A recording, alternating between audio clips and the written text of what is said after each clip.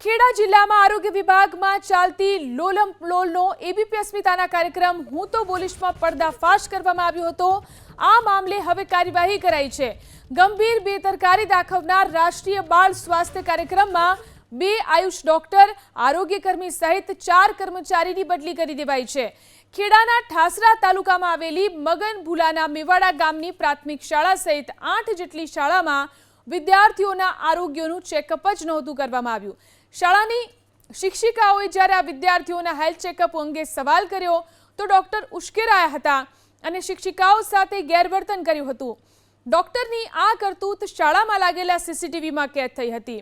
ડોક્ટરની કરતૂતનો આ ભાંડો ફૂટ્યા બાદ જિલ્લા આરોગ્ય અધિકારીનું રાષ્ટ્રીય બાળ સ્વાસ્થ્ય કાર્યક્રમની ટીમને તેડું મોકલવામાં આવ્યું।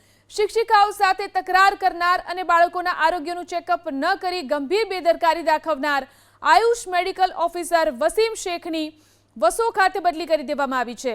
તો ડોક્ટર આયુષ મેડિકલ ઓફિસર સ્તુતિ જોશીની પણ માતર બદલી કરી દેવાઈ છે। આ ઉપરાંત આરોગ્યકર્મી રોશનબેન નીનામાની મહેમદાબાદ અને ફાર્માસિસ્ટ રેનિસન વાઘેલાની વસો ખાતે બદલી કરી દેવામાં આવી છે।